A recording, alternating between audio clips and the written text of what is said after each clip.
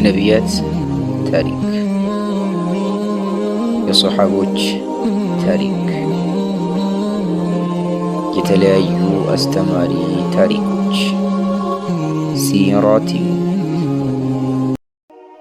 ቢስሚላህ አላሁመ ለከል ሐምዱ ሐታ ተርዳ ወለከል ሐምዱ ኢዛ ረዲት ወለከል ሐምዱ በዕደ ሪዳ ወሰላቱ ወሰላሙ ዓላ ሐቢቢና ረሱሊላህ ወዓላ አሊሂ ወሰሕቢሂ ወመንዋላህ።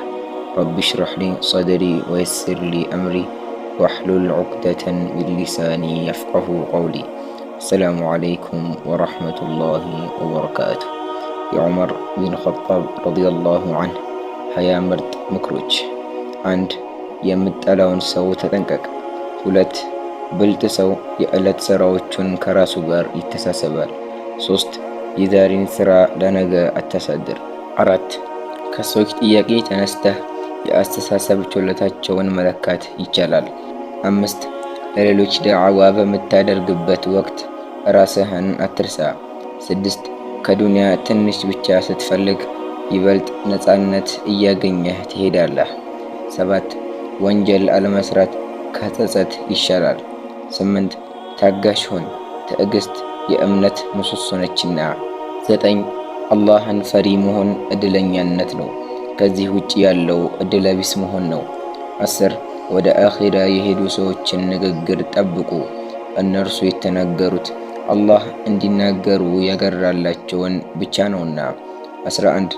አላህን ፍራ፣ እርሱ ሁሌ ሕያው፣ ከእርሱ ውጭ ያሉ ሁሉ ጠፊና አላቂ ናቸውና። 12. ጥፋቴን በነገረኝ ሰው ላይ የአላህ እዝነት ይውረድ። 13. እውቀትን ገቢያት፣ ከዚያም ለሰዎች አስተምር። 14. የተከበርክ ታማኝና እውነተኛ ሁን። 15. ትምክህተኛ ምሁር አትሁን፣ ትምክህተኛነት እና እውቀት አንድ ላይ አይሄዱምና። 16. ለዚህች ዓለም ፍቅር ያለው አዋቂ ባየህ ጊዜ እውቀቱን አጠራጣሪ መሆኑን ተረዳ። 17. ትንሽ አውርቶ ብዙ በሚሰራ ሰው ላይ የአላህ እዝነት ይውረድ። 18.